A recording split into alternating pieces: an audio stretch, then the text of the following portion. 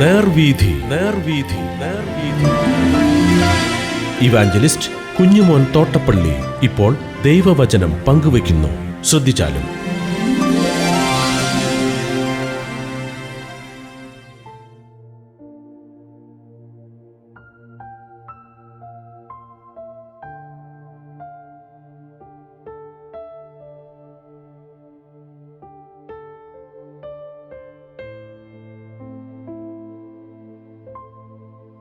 യിരെമ്യാ പ്രവചനം 25-ാം അധ്യായം ഞാൻ വായിക്കുന്നത് ശ്രദ്ധിച്ചാലും.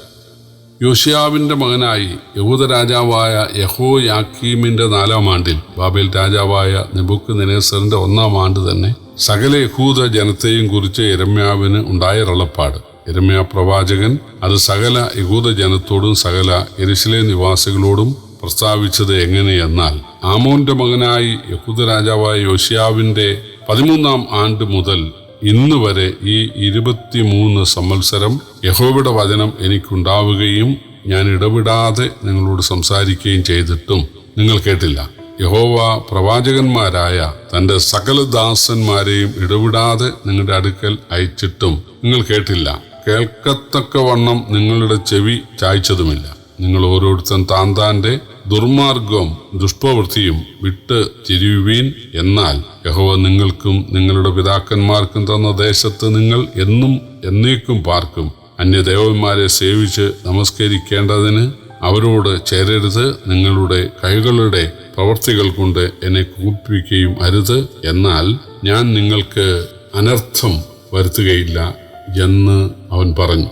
എങ്കിലും നിങ്ങൾ നിങ്ങളുടെ അനർത്ഥത്തിനായി നിങ്ങളുടെ കൈകളുടെ പ്രവൃത്തി കൊണ്ട് എന്നെ കോപിപ്പിപ്പാൻ തക്കവണ്ണം എന്റെ വാക്ക് കേൾക്കാതിരുന്നുവെന്ന് യഹോവയുടെ അരുളപ്പാട്. അതുകൊണ്ട് സൈന്യങ്ങളുടെ യഹോവ ഇപ്രകാരം അരുളി ചെയ്യുന്നു, നിങ്ങൾ എന്റെ വചനങ്ങളെ കേൾക്കായിക കൊണ്ട് ഞാൻ ആളയച്ച് വടക്കുള്ള സകല വംശങ്ങളെയും എന്റെ ദാസനായി ബാബേൽ രാജാവായ നെബൂഖദ്നേസറിനെയും ഈ ദേശത്തിന്റെ നേരെയും അതിലെ നിവാസികളുടെ നേരെയും ചുറ്റും വസിക്കുന്ന ഈ സകല ജാതികളുടെ നേരെയും വരുത്തി അവരെ ഉന്മൂലനാശം ചെയ്ത് സ്തംഭന ഹേതുവും പരിഹാസ വിഷയവും ശാശ്വത ശൂന്യവുമാക്കി തീർക്കും.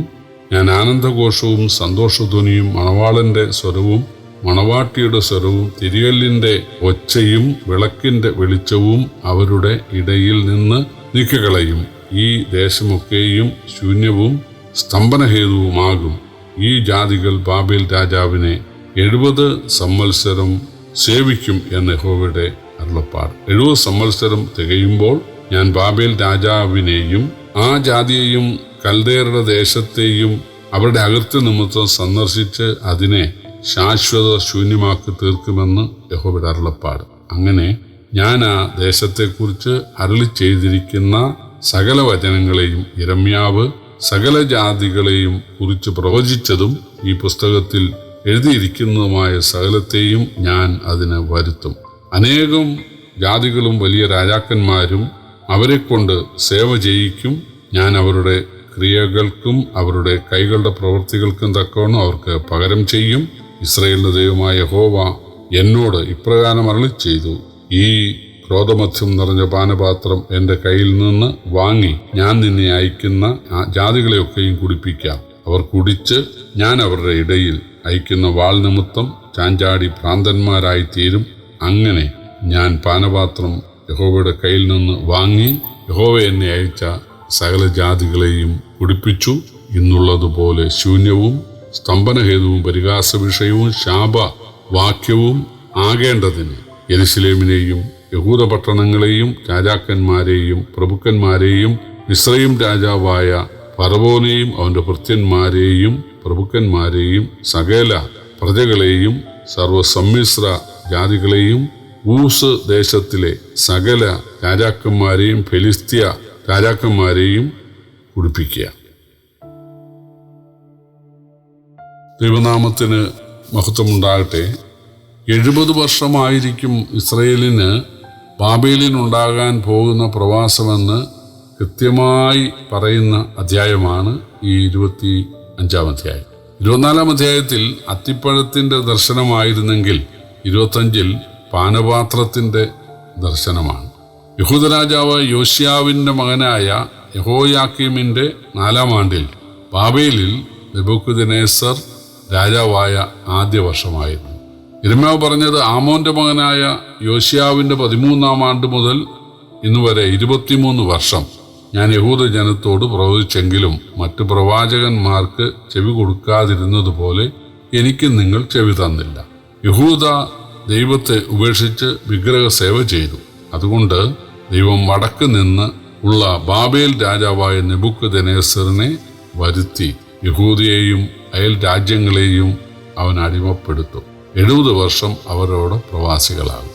എന്നാൽ ബാബേൽ രാജാക്കളുടെയും ജനങ്ങളുടെയും അതിക്രമ നിമിത്തം ദൈവം അവരെ തകർക്കും. അവരെക്കാൾ പ്രബലരായ ജാതി അവിടെ ആധിപത്യം നടത്താനിടയാകും. നമുക്കറിയാം, ബാബേൽ സാമ്രാജ്യം നെബൂഖദ്നേസറിന്റെ കാലത്ത് വളരെ പ്രതാപത്തിലിരുന്ന ഒരു രാജ്യമാണ്. പക്ഷേ ആ ബാബേൽ രാജാവായ നെബൂഖദ്നേസർ നിഗളിക്കുകയും ഞാൻ എൻ്റെ പ്രതാപ മഹത്വത്തിനായി നിർമ്മിച്ച മഹതിയാം ബാബിലോൺ എന്നൊക്കെ പറയുകയും ദൈവത്തിന് മഹത്വം കൊടുക്കാതിരിക്കുകയും ചെയ്തതിനാൽ അദ്ദേഹം 7 വർഷം കാട്ടിൽ ഒരു കാളയെപ്പോലെ പുല്ല് നിന്ന് ജീവിച്ചു. പക്ഷേ അദ്ദേഹം അനുദപിച്ച് മടങ്ങി വന്നു എന്നുള്ളത് ശരിയാണ്. ഏറെ താമസിയാതെ അദ്ദേഹം മരിച്ചു കഴിഞ്ഞപ്പോൾ പിന്നീട് ബെൽഷസ്സറാണ് രാജാവായത്. ബെൽഷസ്സർ രാജാവ് ദേവാലയത്തിലെ പാത്രങ്ങളെ കൊണ്ടുവന്ന് അതിൽ വീഞ്ഞു കുടിക്കുകയും വിഗ്രഹാരാധന ചെയ്യുകയും ഒക്കെ ചെയ്തതിനാലാണ് ബെൽഷസ്സർ കൊല്ലപ്പെടുവാൻ ഇടയായത്. അന്നാണ് മേദ്യനായ ദാര്യാവേശ് രാജത്വമേറ്റത്. അപ്പോൾ ബാബേൽ ഭരണാധികാരികളിൽ നിന്നും മേദ്യ ഭരണാധികാരികളിലേക്ക് ഭരണം മാറുവാൻ ഇടയായി. അതാണ് ദൈവം ഇവിടെ വർഷങ്ങൾക്ക് മുൻപ് യിരെമ്യാവിലൂടെ പ്രവചിച്ചത്.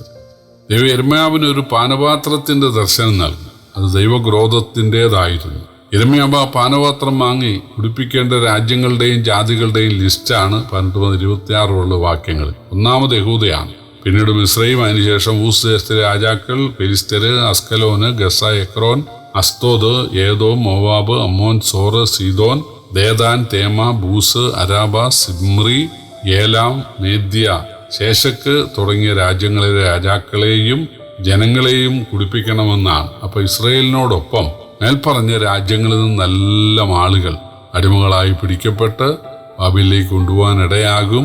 അവരുടെ കായികാധ്വാനം കൊണ്ട് ബാബേല് വളരെ സമ്പന്നമാകാൻ ഇടയാകും. അവർ വലിയ കൊട്ടാരങ്ങളൊക്കെ പണിയുവാൻ ഇടയാകും. വലിയ പട്ടണങ്ങൾ പണിയാൻ ഇടയാകും.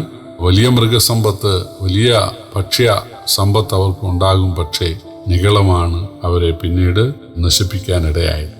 ദൈവം പറയുന്നത്, ഈ പാനപാത്രം ആരെങ്കിലും കുടിപ്പാൻ നിഷേധിച്ചാൽ ഞാൻ ആദ്യം എൻ്റെ ജനമായ ഇസ്രായേലിനെയാണ് കുടിപ്പിക്കുന്നത് എന്ന് നീ പറയണം. അവർ കുടിച്ച് ഭ്രാന്ത് പിടിച്ച് വാളിനിരയാകണം. അവരെ അടക്കാൻ ആരും ഉണ്ടാകുകയില്ല. എൻ്റെ ജനമായ ഇസ്രായേലിന് ഞാൻ ഈ ക്രോധത്തിൻ്റെ പാനപാത്രം കൊടുക്കുന്നു. അതുകൊണ്ട് നിങ്ങൾക്കൊരു ഒഴിവുമില്ല. എവിടെ പാപം കണ്ടാലും ദൈവം ശിക്ഷിക്കും. അതാണ് ഈ 25-ാം അധ്യായം ദൈവം നമുക്ക് നൽകുന്ന സന്ദേശം. അതുകൊണ്ട് നമുക്ക് നിഗളിക്കാനൊന്നുമില്ല. ദൈവത്തിൻ്റെ വചനം എന്നും സ്ഥിരമായിട്ടുള്ളതാണ്. അത് ആ വചനത്തിൻ്റെ കാര്യത്തിൽ ആർക്കും ഒരു വിട്ടുവീഴ്ചയില്ല. അതുകൊണ്ട് ദൈവസന്നിധി വിനയപ്പെടാനും താഴുവാനും ദൈവവചനപ്രകാരം ജീവിക്കുവാനും ദൈവം ഏവരെയും സഹായിക്കട്ടെ. കർത്താവിൻ്റെ വലിയ നാമം ഇന്ന് വന്നേക്കും വാഴ്ത്തപ്പെടുമാറാകട്ടെ.